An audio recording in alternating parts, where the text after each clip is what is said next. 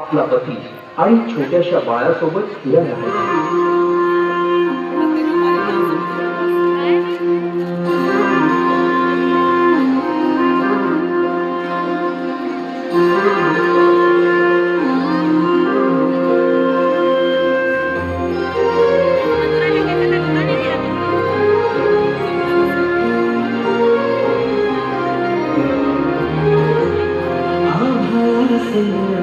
मातीचं नांदन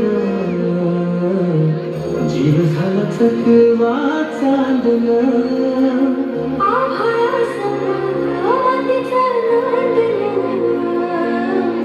जीव झाला चकवा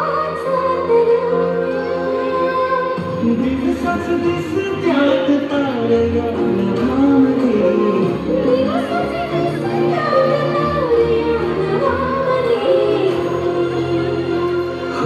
जगन हे म्यार झालं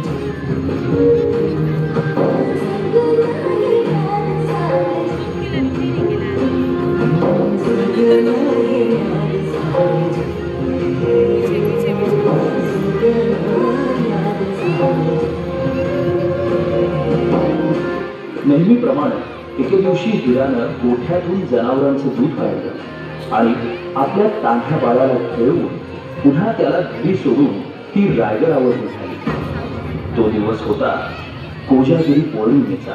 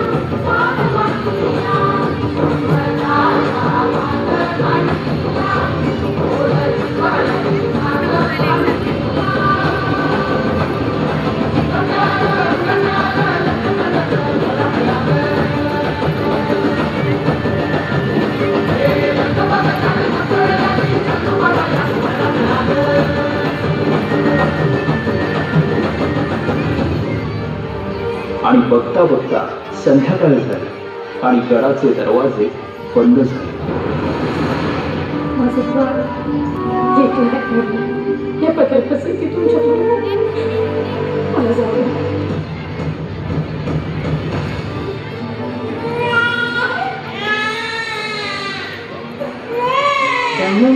जीव पुन्हा उमलू नये कानीत हात जेव्हा आई आई आई दमलेला जीव पुन्हा उमलू नये कानीत हात जेव्हा आई आई आई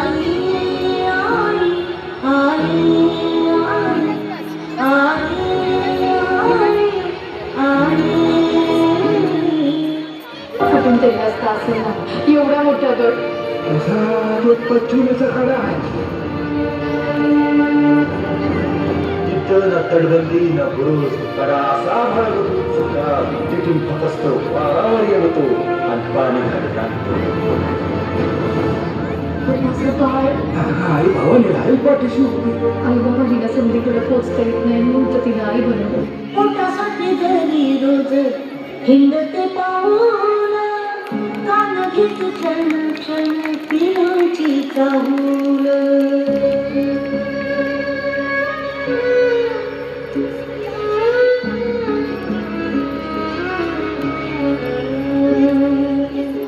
पोटासाठी घरी रोज हिंडते पाहून कान घेत क्षण क्षण पिरांची चाहूल झोपेमध्ये सुद्धा